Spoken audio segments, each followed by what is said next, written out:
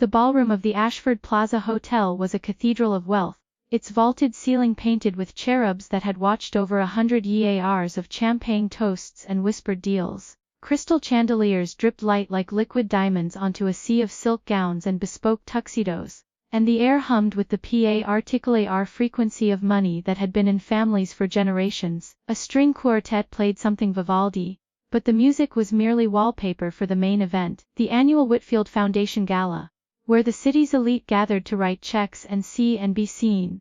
I stood at the edge of the dance floor, a flute of untouched champagne in my hand, and I felt like a ghost haunting a palace that had never been mine. The gown I wore was borrowed, a deep emerald silk that my friend Mira had insisted I take. "You need to look like you belong there," she had said, her hands on my shoulders, her eyes fierce with the kind of loyalty that had kept me alive for the past 2 years. "Not because you see what they think, but because you need to remember who you were before him." Before him. Before. The name still tasted like ash in my mouth, even after all this time. I had trained myself not to say it aloud, not to let it slip in moments of weakness. But the syllables lived in my chest like a splinter I could never quite remove. I took a sip of the champagne and let my gaze drift across the room. There was the mayor, shaking hands with a tech billionaire. There was a soap opera actress I recognized from a magazine cover, her smile as fixed and brittle as porcelain. And there, at the center of it all, surrounded by a cluster of admiring faces, was Lee. He looked exactly the same as he had the night he had walked out of our appartement.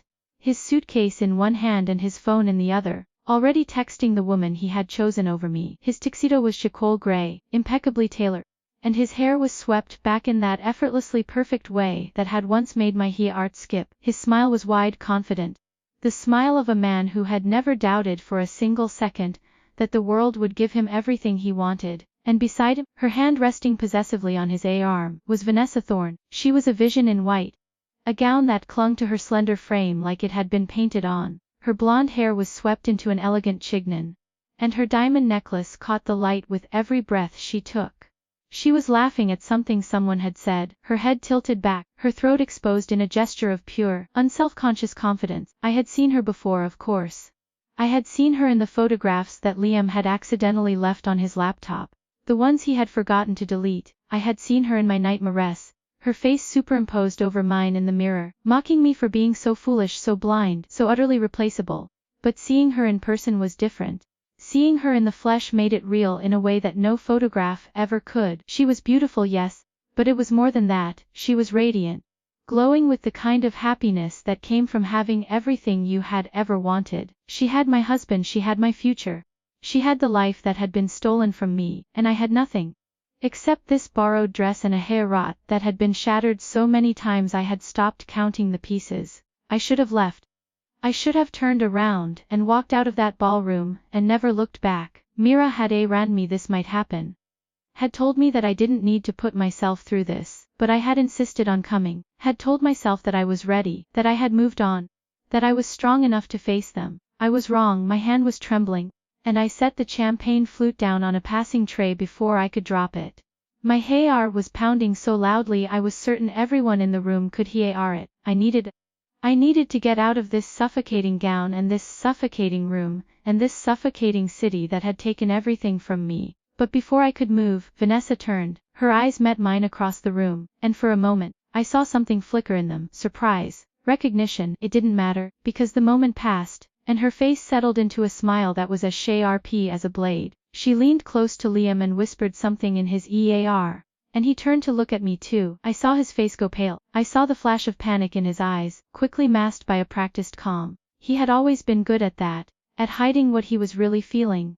It was one of the things that had made him such a successful businessman, and one of the things that had made him such a successful liar. He said something to Vanessa and she nodded, her smile never wavering. Then he started walking toward me. I had 1,000 chances to run. I could have ducked behind a pillar, slipped out the side door, disappeared into the crowd, but my feet were rooted to the floor, and my pride, that stubborn, foolish pride that had gotten me into so much trouble over the years, refused to let me retreat.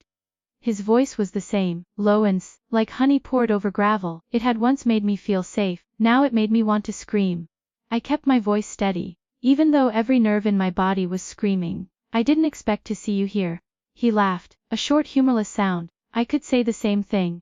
I thought you had moved back to the city. I thought you were elsewhere. He meant it as a dig, a reminder of my fall from grace. I had moved back to my hometown after he left, defeated and humiliated, a single mother with no job and no prospects. He had taken everything from me, and he knew it. He wanted me to know he knew it. I'm not elsewhere, I said calmly. I'm right here. Vanessa Appia read at his elbow, her arm threading through his like a vine. She was even more beautiful up close, her skin flawless, her eyes a stay-rattling shade of blue. She said, her voice dripping with false worth. What a surprise, I've heard so much about you. Liam speaks of you so fondly. He always says you were such a generous person. The word generous was a dagger, and she knew it. She was reminding me that I had given him everything, and he had thrown it away. She was reminding me that I had been the fool, the one who had trusted him, the one who had believed in him when no one else did.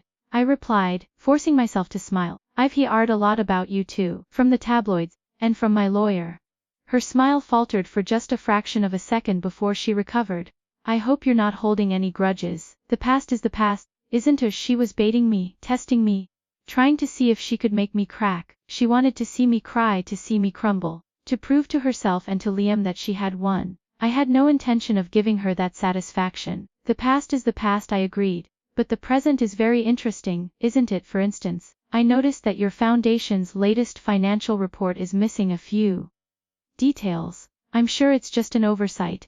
It was a bluff, a wild stab in the day. I had no access to the Whitfield Foundation's financials, no insider knowledge of their dealings. But I had read enough about Vanessa's family to know that their reputation for philanthropy was matched only by their reputation for skirting the edges of legality. It was a small, petty move, but it had the desired effect. Vanessa's smile froze. I don't know what you're talking about. Of course you don't, I said sweetly. I'm sure it's nothing. Liam was watching me with narrowed eyes, his expression unreadable. He had always been able to read me, to see through my defenses, but tonight, I was a closed book. I had spent 2 years building walls around myself. Layers of armor that no one could penetrate, not even him. What do you want? He asked quietly. Why are you here? I met his gaze head on. I wanted to see you. I wanted to see what you had become. And I wanted to remind you that I still exist. That I didn't just disappear when you decided I wasn't worth your time. He flinched, just a little. It was the first crack in his armor, and I savored it. You can't blame me for moving on, he said. We weren't happy. You know that. We might have been happy if you had been honest with me. My voice was still calm, but I could feel the anger building inside me, a slow burn that had been smoldering for years. If you had told me you were in love with someone else, if you hadn't made me believe that I was the problem. Vanessa tightened her grip on Liam's arm. This isn't the time or the place for this, she said, her voice. You're making a scene. I'm making a scene. I laughed, and it was a bitter, hollow sound. You're the one who stole my husband. You're the one who stood by while he abandoned me while I was pregnant. You don't get to tell me I'm making a scene. A few Nairobi guests had turned to look at us, their curiosity piqued. Vanessa's face flushed with color, and she tugged at Liam's sleeve. We need to leave now, but Liam didn't move. He was staring at me with an expression I couldn't read, something that looked almost like regret. You were pregnant. The question hung in the air between us, heavy and accusatory. I had told him. I had told him the night he walked out. I had begged him to stay. Had pleaded with him to think about the baby, about our family. And he had looked at me with cold, empty eyes and said, I'm not ready for this. I'm not ready for you. Now he was pretending he didn't remember. Now he was pretending it had never happened. Yes, my voice trembling for the first time. I was pregnant, and you walked out anyway. You didn't even look back. The ballroom seemed to have grown quiet, the music fading to a distant hum. All eyes were on us now, and I could feel the weight of their stares, their judgment, their pity. But I didn't say. I had spent too long being invisible, too long being quiet, too long letting him and his new wife, and the rest of the world make me feel small. I was done being small. What happened to the baby? Liam asked, his voice barely above a whisper. I looked at him, really looked at him, and I saw the fear in his eyes. He was afraid of what I would say, afraid of the truth he had been running from for 2 years. I said, she's beautiful. She has your eyes and your smile, but she'll never know you, because you don't deserve to know her. Vanessa gasped, her hand flying to her mouth. Liam, we need to go. But Liam was frozen, his face pale, his eyes fixed on mine. I didn't know, he said. I told you, I said. You just didn't listen. And then I turned and walked away. my heels clicking against the marble floor like a countdown. I could feel their eyes on me, could feel the weight of their strs. But I didn't slow down, I didn't look back. I made it to the lobby before the tiaras came streaming down my face and ruining the borrowed mascara. I leaned against a pillar and let myself cry. Let myself feel the pain that I had been suppressing for so long. Mira was waiting for me outside, her car idling at the curb. She took one look at my face and pulled me into a hug, her arms strong and steady around my trembling shoulders. You did it, she whispered, you faced them, and you survived. I don't feel like I survived. I choked out. I feel like I'm falling apart. That's what surviving feels like, she said gently, but you're still here. And that's what matters. I pulled back and looked at her through blurry eyes. There's something I haven't told you, about the about everything. Mira frowned. What do you mean? I took a deep breath, the air cool against my burning cheeks.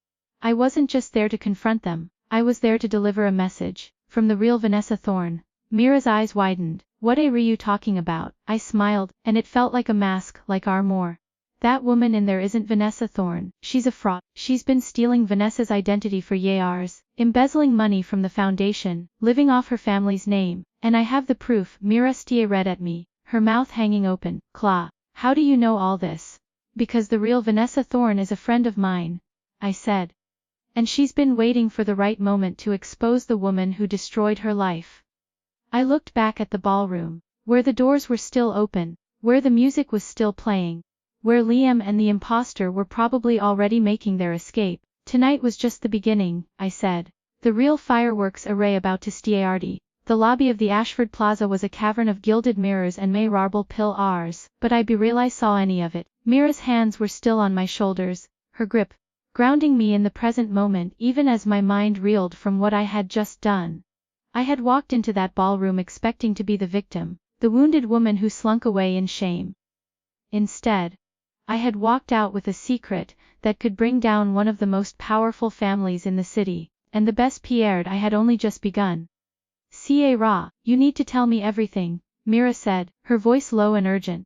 She glanced over her shoulder at the ballroom doors, where a cluster of guests had gathered, whispering and pointing in our direction. Whatever you're planning, you can't do it here. Not tonight. She was right. The lobby was too exposed, too full of prying eyes and eras. I needed time to think, to plan, to figure out my next move. The revelation about the fake Vanessa had been a bombshell.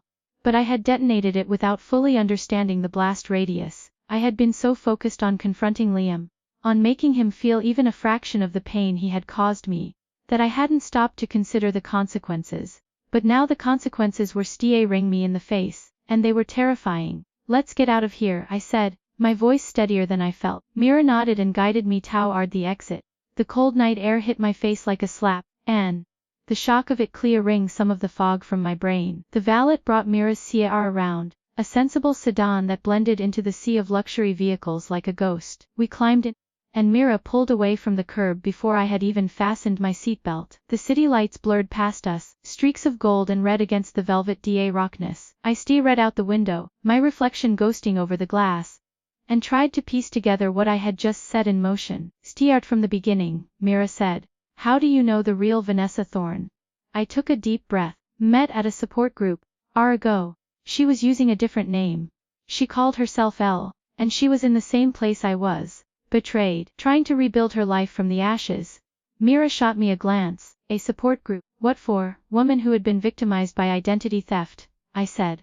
But her story was different from the others. She wasn't just a victim of financial fraud. Someone had stolen her entire life, her name, her family, her inheritance. And the person who had taken it was someone she trusted, someone she loved. I paused, the memory of Elle's face flashing in my mind. She had been so fragile then, her eyes hollow, her voice barely above a whisper. But there had been a fire in her too, a spark of determination that had refused to be extinguished. I recognized that fire because I had felt it myself. It was the same fire that had kept me going through the request nights.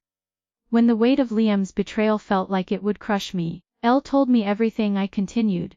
About the woman who had stolen her identity. About how she had infiltrated the Whitfield family, seduced the patriarch's nephew, and slowly, methodically taken over the foundation. She had even changed her appearance to look like Elle. Plastic surgery, hair dye, the work. By the time Elle realized what had happened, it was too late. The imposter had covered her tracks so thoroughly that no one believed Elle was the real heir. Mira's knuckles were white on the steering wheel. That's insane. How is that even possible? Money, I said bitterly. Lots and lots of money. The imposter, she calls herself Vanessa, but her real name is Clarissa, had access to the Foundation's resources. She used them to hire the best lawyers, the best private investigators, the best everything. Elle couldn't fight her alone. She needed help. And you decided to be that help. I nodded. She didn't ask me to, but when I heard her story, I saw too many parallels to my own. Both of us had been betrayed by the people we loved. Both of us had lost everything. And both of us had been made to feel like we were the ones to blame. The car fell silent for a moment, the only sound the hum of the engine, and the distant wail of a siren somewhere in the night. So what's the plan? Mira asked finally. You walked into that ballroom. You confronted Liam. You dropped a bombshell on Clarissa. What happens next? I reached into my clutch and pulled out a flash drive, the same one I had been carrying with me for months. It contained everything Elle had gathered on the imposter. Bank records, medical records, photographs, witness statements. It was the key to unraveling Clarissa's entire empire. I'm going to make sure the real Vanessa Thorne gets her life back, I said. And I'm going to make sure Clarissa pays for what she did. Myra glanced at the flash drive, then back at the road, and Liam. What about him? The name sent a jolt through me. RP. I had been so focused on the bigger picture that I had almost forgotten about him. Almost, but the image of his pale face, his wide eyes, the way he had said, I didn't know, echoed in my mind like a taunt. I don't know, I admitted. I thought I would feel better after confronting him. I thought it would give me closure, but I just feel empty. It's because closure isn't a single moment, Mira said. And you're only at the beginning of it. I leaned my head against the window and closed my eyes. The adrenaline that had been coursing through my veins was beginning to fade, replaced by a bone-deep exhaustion. I had spent so long preparing for tonight, so long rehearsing every word, every gesture, every possible outcome. But I hadn't read for what came after. My phone buzzed in my clutch. Jay rang me out of my thoughts. I fished it out and looked at the screen. The number was blocked, but the message was clear. You think you're so clever, but you've just made a very big mistake. My blood ran cold. Mira must have noticed the change in my expression because she pulled the car over to the side of the road. Her eyes scanning the rockness for any sign of a threat. Who is it? She asked. I don't know, I said, my voice really above a whisper. But they know what I did tonight. Another message buzzed through. I know about Elle. I know about the flash drive. And I know where you live. I felt the breath leave my lungs in a rush. Someone had been watching me. Someone had been following me, tracking my movements, anticipating my every move. And now they were threatening me, making it clear that I was not as safe as I had believed. Sulra, we need to call the police, Mira said. No. I shook my head, my mind racing. If we call the police, it will only make things worse. Clarissa has people everywhere. She'll find a way to spin this, to make it look like I'm the one in the wrong. Then what do we do? I looked at the flash drive in my hand, its sleek black surface glinting in the dim light of the car. It had been my weapon, my secret weapon. The thing that was supposed to set everything right, but now it felt more like a tear jet, a bullseye painted on my back. We find Elle, we put this in her hands, and we let her decide what to do next. Mira stared at me for a long moment, her eyes watching mine for any sign of doubt, but I was done doubting. I had spent 2 years doubting myself, doubting my choices, doubting my worth. I was done with all of it. Mira said finally, but we're gonna need a plan, a real plan. Because if Clarissa knows where you live, she's going to come after you, and I'm not going to let that happen. I smiled. A cold, hard smile that didn't quite reach my eyes. Let her come. I've been running for 2 years. I'm done running. Mira put the car back in GAR and pulled onto the road, her face set in a determined line. We drove in silence.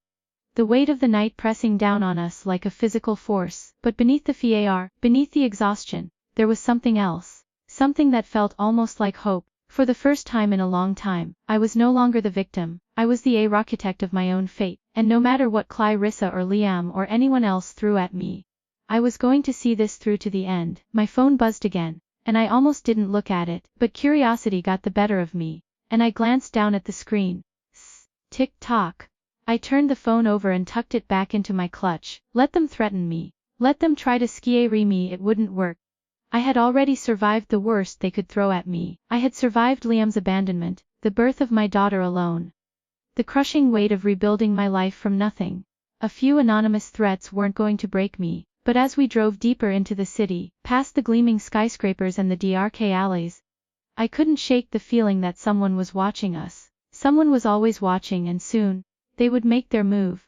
The only question was whether I would be ready for it. The safe house was a third-floor walk-up in a rot of the city that had forgotten its better days. The stairwell smelled of stale cigarettes and mildew, and the single bulb in the hallway flickered like a dying Herat beat.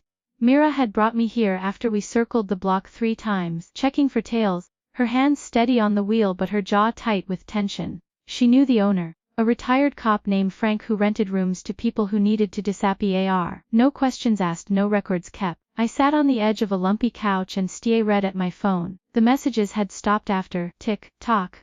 But the silence was worse than the threats. It was the silence of a predator waiting, patient and sure. I imagined Clarissa in some penthouse somewhere, sipping champagne and smiling at the chaos she had unleashed. She had built her empire on lies and manipulation, and she had no intention of letting some nobody from a support group tear it down. But I was not a nobody, not anymore. Mira paced the small room, her heels clicking against the worn linoleum. We need to contact Elle tonight, before Clarissa gets to her first.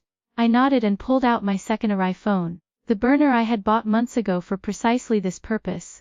Elle's number was programmed into it, encrypted and untraceable. I had promised her I would only use it in an emergency. This quality.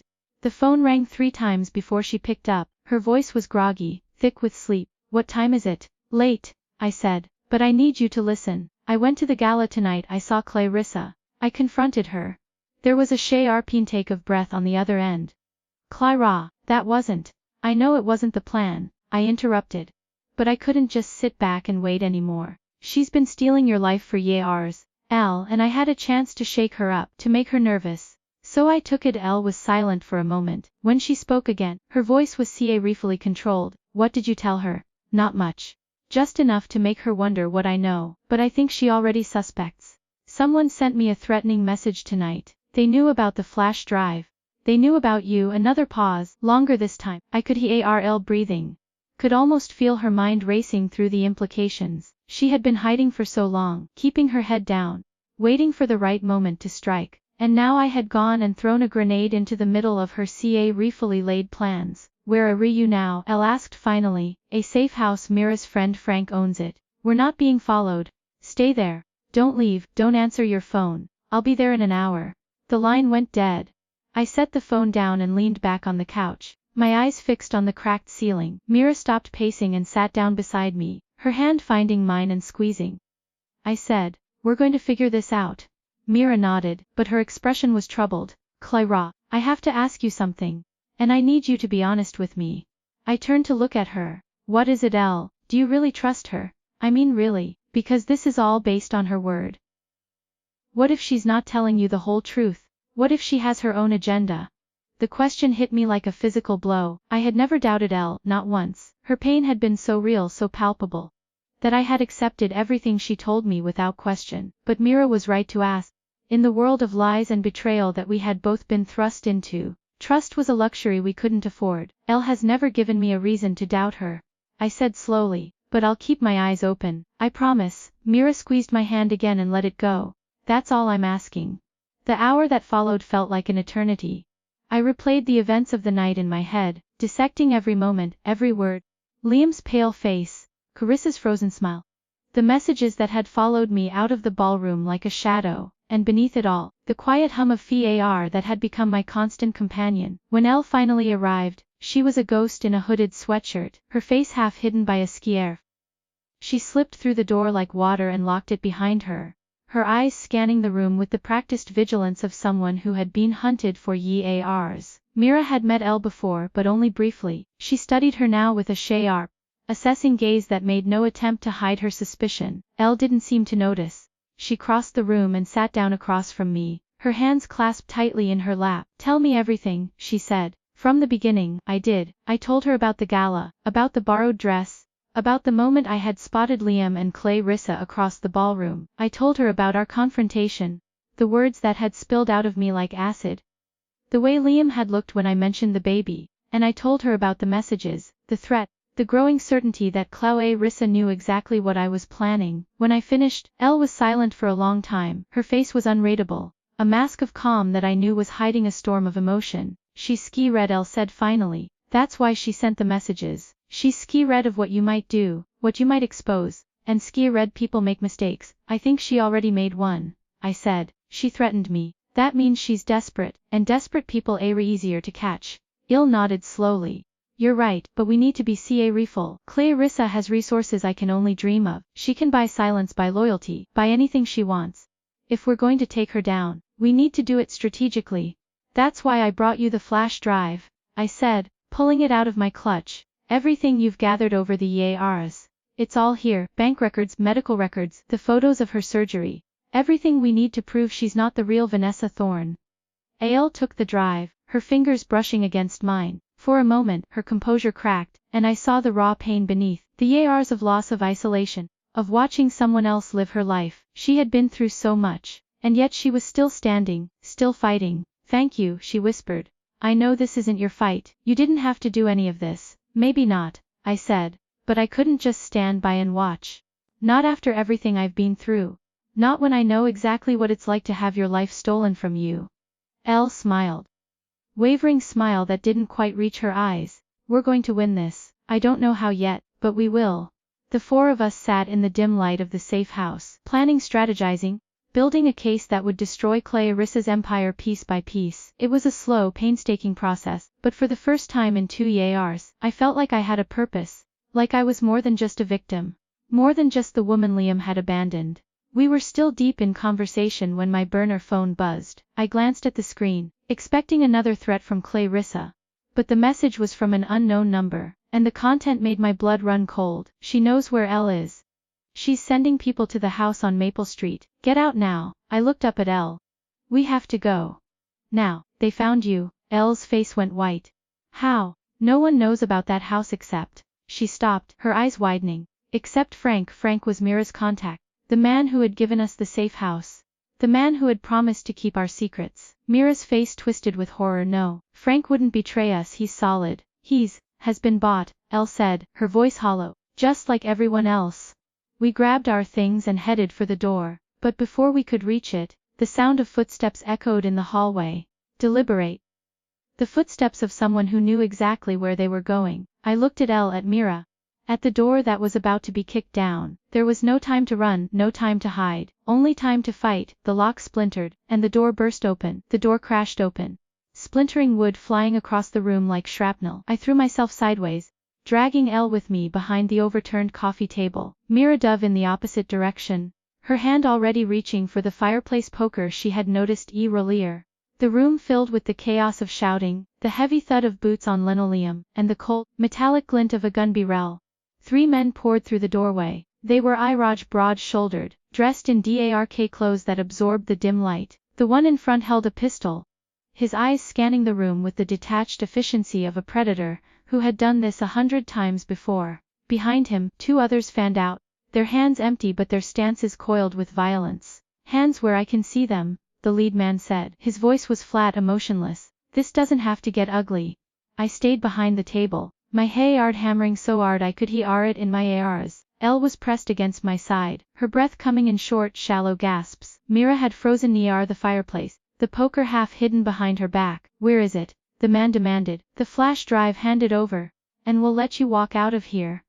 I was acutely aware of the weight of the flash drive in my clutch, still tucked against my side. It was the only leverage we had, the only thing that stood between us and whatever Clarissa had planned. If I gave it up, we were dead. If I didn't, we might be dead anyway. Why should I believe you? I asked, my voice steadier than I felt. You're working for Clarissa. The only thing she wants is to make sure we never see the light of day again. The man's lips twitched into something that might have been a smile. You're smarter than you look. But that doesn't change the situation. The drow. He took a step closer, and I felt Elle tense beside me. She was terrified. I could feel it radiating off her in waves. But there was something else too, a flicker of defiance. She had spent years running, years hiding. She was done running. The drive isn't here, Elle said suddenly. Her voice was louder than I expected, steady, and I sent it to a contact this morning. By the time you find it, It'll be all over the internet, every bank record, every photograph, every piece of evidence. You can't stop it. The lie was bold, desperate, and utterly brilliant. The man's expression flickered, just for a moment, and I saw the doubt creep into his eyes. He was a hired thug, not a mastermind. He didn't know if Elle was telling the truth. And he didn't have the authority to make a decision without checking with his boss. That moment of hesitation was all we needed. Mira swung the poker with a cry that was half fury. It connected with the lead man's wrist, sending the gun clattering to the floor. He grunted in pain, his hand instinctively jerking back, and I lunged for the weapon. My fingers closed around the cold metal, just as one of the other men grabbed my hair, yanking me back with brutal force. The pain exploding across my scalp, but I didn't let go of the gun. I twisted, bringing my elbow back into his ribs, and he grunted, his grip loosening just enough for me to break free. Mira was already grappling with the third man, her small frame no match for his bulk, but she was fast furious, her teeth beet red as she fought like a cornered animal. The lead man was recovering, his eyes wild with rage. He lunged for me, and I raised the gun, my hands shaking so badly I could barely hold it steady. I didn't want to shoot him. I had never shot anyone in my life, with a certainty that chilled me to the bone, that if I didn't, he would kill us all. I said, my voice cracking, I swear, I will pull this trigger. The man didn't stop. He was too close, his hands reaching for the gun, his face twisted with contempt. He didn't believe I could do it. He didn't believe I had it in me. He was wrong. The shot was deafening in the small room. A crack of thunder that seemed to shake the walls. The man staggered back, his hand clutching his shoulder, blood seeping through his fingers. He looked down at the wound, then back at me, his eyes wide with shock. You shot me, he said, his voice almost childish in its disbelief. I said, my voice low and dangerous, all of you. Get out, or the next one goes through your head. The two other men had frozen, their fight with Mira forgotten. They looked at their fallen leader, then at the gun in my shaking hands. For a moment no one moved, and then the lead man nodded, a slow, grudging motion. I know. I said, no, get out. They retreated, dragging their wounded comrade with them. The door, already splintered, hung uselessly on its hinges, and I could hear their footsteps fading down the hallway. The adrenaline that had ride me through the attack began to ebb, replaced by a bone-deep trembling that made my legs feel like jelly. Mira rushed to my side, her hands checking me for injuries. Okay. Did they hurt you? I shook my head, unable to speak. Elle was standing by the window, her face pale but composed, her eyes fixed on the street below. She turned when she heard my voice. They're gone, she said. But they'll be back, and next time, they won't make the same mistake. I looked at the gun in my hand, its barrel still warm. I had shot a man. I had pulled the trigger and watched him bleed. The reality of it settled over me like a shroud, heavy and suffocating. I had crossed a line I could never uncross, and the woman I had been just hours ago felt like a stranger. But I didn't have time to dwell on it. The flash drive was still in my clutch, and Clarissa was still out there, desperate and dangerous. We needed to move, and we needed to do it fast. We can't stay here, I said. They know where we are. Frank will send more men. Elle nodded. I have another safe house, a place even Frank doesn't know about. It's not, but it'll keep us off the grid for a few days. Mira grabbed her bag, her face set in grim determination. Then let's go. We can figure out our next move once we're somewhere safe. We slipped out of the building through the fire escape, the metal groaning under our weight. The alley below was dark and empty, the only sound the distant hum of traffic. We moved quickly, keeping to the shadows, our footsteps silent on the cracked pavement. The second safe house was a basement appartement in a neighborhood that had long since been abandoned by anyone with money. The windows were buried, the door reinforced with steel, and the walls were thick enough to muffle the sounds of the city above. It was cramped and dingy, but it was safe. For now. Elle collapsed onto a worn armchair, her face buried in her hands. This is my fault, she said, her voice muffled. I should have been more careful. I should have known Frank was compromised. Don't do that, I said firmly. You couldn't have known. None of us could have. Mira was pacing again, her nervous energy filling the small room. What do we do now? We can't keep running forever. Eventually, Clarissa will find us, and next time, we won't be so lucky. I looked at Elle, at the exhaustion etched into her face, and I made a decision. We stop running. We go on the offensive. Elle looked up, her eyes rimmed but sharp. What do you mean? Clarissa thinks she's won. She thinks she scared us into hiding. But we have the drive, we have the proof. We just need to get it into the right hands. But who? Mira asked. Who can we trust? Everyone she knows is in her pocket. I know someone, Elle said slowly. An investigative journalist. She's been working on a story about the Whitfield family for years. She's been looking for a break. Something that could expose the corruption at the Foundation's core.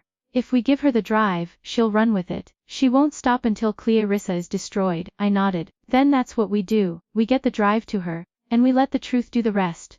It was a risky plan. A gamble that could backfire in 1,000 different ways, but it was the only plan we had. And I had long since stopped believing in the safety of playing it safe.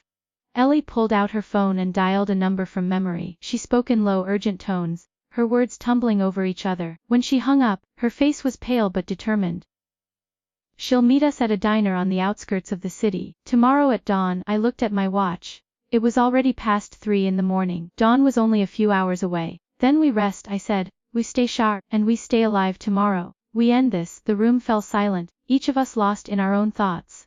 I sat on the edge of the cot that passed for a bed and stared at the ceiling, my mind racing with everything that had happened. The gala, the confrontation, the attack, the gunshot. I had killed a man tonight. Not in the sense that he was dead, but I had hurt him, had crossed a line that I could never uncross. I had done it to protect myself, to protect Elle and Mira, but I couldn't escape the feeling that some part of me had died in that room. And yet, beneath the guilt, beneath the fear, there was something else. A strange, flickering sense of empowerment. I had faced down a man with a gun, and I had won. I had taken control of a situation that was spiraling out of control, and I had survived. I didn't know what the future held. I didn't know if the journalist would agree to help us, or if Clarissa would find us before we reached her. I didn't know if Liam would ever understand what he had done to me, or if he would spend the rest of his life in the shadow of the woman who had stolen everything from me. But I knew one thing for certain. I was no longer the woman who had walked into that ballroom, wearing a borrowed dress, trembling with fear and insecurity. That woman was gone, replaced by someone a rodder sharper, more determined, and whoever she was ready for whatever came next. The diner sat at the edge of the city like a forgotten afterthought, its neon sign flickering a tired pink against the pre-dawn gray. It was the kind of place where the coffee was always weak and the eggs always greasy, where the patrons kept their heads down and their conversations short. Perfect for a meeting that could end in freedom or disaster. We arrived at Sur Société 17 Midsays. Elle had insisted on the Mooragin. She was wearing a different hoodie now, a faded navy one with a frayed cuff, and she kept her hands shoved deep in the pockets, as if she were trying to disappear inside herself. Mira had stayed behind at the basement apartment, her job to monitor the burner phones and be our eyes on the news. She had roared fiercely, but we had both known she was right. If something went wrong, someone needed to be left standing. I slid into the booth by the window, the cracked vinyl cold against my legs. The diner was nearly empty. A cook in a stained apron leaned against the counter, scrolling through his phone. A truck driver nursed a cup of coffee at the far end, and in the corner booth, a woman with sharp cheekbones and a notebook open before her watched us with steady, appraising Kent, investigative journalist. The woman who had spent 5 years chasing the Whitfield story, only to have every lead dry up, every source clam up, every editor tell her to move on to something more profitable. She was the last card we had left to play. I slid into the booth across from her, Elle sliding in beside me. Emergo didn't smile, she just studied us, her gaze moving from Elle's hoodie to my face to the clutch I kept pressed against my chest. Let's see it, she said. No hello. I pulled out the flash drive and placed it on the table between us. It looked so small, so unremarkable. A piece of black plastic no bigger than my thumb. And yet it held enough power to bring down a dynasty. Emergo's eyes flicked down to the drive, then back up to me. What's your angle? I don't have an angle, I said. I just want the truth to come out. Elle has been hiding for years. She deserves to have her life back. Emergo picked up the drive, turning it over in her fingers. And what about you? What do you get out of this? I thought about Lamb. About the night he had walked out, the suitcase in his hand, the cold finality in his eyes. I thought about the baby, my daughter, who had grown up without a father because he had chosen someone else. I thought about all the nights I had spent crying into my pillow, wondering what I had done wrong, why I hadn't been enough. I get to prove that I'm not the one who broke us, I said quietly. He walked away, he made his choice, and now he gets to live with the consequences. Emergo nodded slowly, as if she had heard that answer before. Give me 24 hours. I'll have this verified and ready to go to press by tomorrow morning. 24 hours is too long, Elle said, her voice tight. Clarissa knows we're out here. She'll find us before then. I can protect you, Margot said. I have contact safe houses. Off. You'll be untouchable until the story breaks. I looked at Elle, and I saw the fear in her eyes, the exhaustion. She had been running for so long, dodging shadows and sleeping in strangers' beds. She was tired, we all were. We'll take it, I said, but we need to move now. The safe house we were using was compromised. We need somewhere new, somewhere she can't trace. Margot nodded and slid out of the booth. And stay close. We left the diner just as the first rays of sun began to creep over the horizon, painting the sky in shades of orange and pink. Margot led us to a nondescript sedan pirogue around the back, and we climbed in without a word. She drove with the practiced efficiency of someone who had spent her career navigating the shadows, her eyes constantly scanning the mirrors, her hands steady on the wheel. The safe house she took us to was a converted Dullery house on the industrial outskirts of the city. It was filled with old machinery and the smell of rust.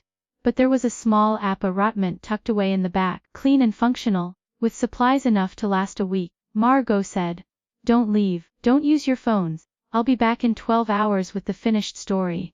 And then she was gone, the heavy metal door clanging shut behind her. Elle and I stood in the small appartement, the silence pressing in around us. I watched her as she walked to the window, her hands pressed against the glass, her reflection ghostly in the dim light. "Hours," she said, "and then it's over. One way or another." "One way or another," I echoed. The hours stretched like taffy, each minute longer than the last. We took turns sleeping, but neither of us truly rested. My mind kept drifting back to the ballroom, to Liam's pace, to Clarissa's frozen smile. I thought about the flash drive. Now ends. And I wondered if it would be enough. If the truth would be enough. At 2 p.m. Margot returned. Her face was drawn, her eyes alight with a fierce, electric energy. She held up her phone. A message already drafted on the screen. "It's done," she said. "The story goes live in 15 minutes. All of it, the identity theft, the embezzlement, the forged documents. Clarissa Thorne is finished." I felt the breath leave my lungs in a rush. 15 minutes, after 2 years of hiding, of planning, of waiting, it was finally going to be over. But even as the relief washed over me, I felt a pang of something else. Something that felt almost like grief. I had spent so long focused on revenge, on making Clarissa and Liam pay for what they had done, that I had forgotten what it felt like to simply live. Margot's phone buzzed and she glanced at it, her expression shifting to something dark. "There's a complication. Liam Walsh is trying to get ahead of the story. He's giving an interview right now, claiming he was duped, that he had no idea Clarissa was a fraud." I felt a flash of anger. Hot and sharp, of course he was. Of course he was trying to save himself, to spin the narrative so he came out looking like the victim. He had done it before when he left me. He had told everyone that I was unstable, that I had pushed him away, that he had no choice but to leave. I said flatly, "He knew exactly what she was. He just didn't see her." Margot looked at me, her eyes unreadable. "Then maybe it's time you told your side of the story." She handed me her phone. The interview already pulled up on the screen. I could see Liam's face, that familiar, practiced smile, his hands gesturing as he wove his web of lies. I took the phone and held it to my ear. His voice was smooth, convincing. The same voice that had promised me forever and then walked away. I had no idea she wasn't who she claimed to be. I trusted her and she betrayed that trust. I'm as much a victim as anyone else in this situation. I spoke before I could stop myself. "You're not a victim, Liam. You're a coward." There was a pause on the other end of the line, and then Liam's voice, sharp and disloyal. "Wes," I said, "it's me. And I'm done letting you rewrite history. I was there when you left. I begged you to stay. I told you I was carrying your child, and you walked out anyway. You chose her over me, over our family. You don't get to pretend you were blindsided." The silence stretched between us. Heavy and sharp, I could almost see him, standing in some green room with a microphone clipped to his lapel, his carefully constructed world crumbling around him. He started, but I cut him off. "You made your choice. Now live with it." I ended the call and handed the phone back to Margot. My hands were shaking, but I felt something I hadn't felt in a long time. Peace. The story went live at 7 p.m. Clarissa Thorne had been arrested at her penthouse, her assets frozen, her empire in ruins. Liam had released a statement apologizing to his ex-wife and his daughter. Though he hadn't bothered to reach out to me directly, I sat in the Woory House appartement, Elle's hand in mine, and I watched the news unfold on the small television in the corner. The anchors were breathless, the reporters frantic, the public hungry for every gory detail. It was a spectacle, a circus. and I was at the center of it without having to lift a finger. But as the night wore on, the excitement faded, replaced by something quieter, a sense of closure, of finality. At midnight, Elle turned to me, her eyes glistening with tears. It's over, she whispered. It's finally over, I nodded, pulling her into a hug. It's over. But even as I said the words, I knew that wasn't entirely true. The story might be over, but the rest of my life was just beginning. I had a daughter to raise, a future to build, wounds to heal, and for the first time in years, I was ready to face it all. I walked to the window and looked out at the city, its lights twinkling like scattered stars. In the distance, I could see the Ashford Plaza, its spire reaching toward the sky. The place where it had all begun. The place where I had finally found my voice. And as I stood there, watching the dawn creep over the horizon, I made a promise to myself. I would never let anyone take my voice away again. Not Clarissa, not anyone. I pulled a small object from my pocket. It was the champagne flute I had taken from the gala. The one I had been holding when I first saw Liam across the room. I had kept it as a reminder of how far I had come. Now I set it on the windowsill. A symbol of the past I was finally ready to leave behind. Goodbye, Liam, I said softly. Goodbye. The sun rose, golden and warm, flooding the dewy house with light. I felt its worth on my face, felt the hope it say read, and I smiled. This wasn't the end, it was the beginning.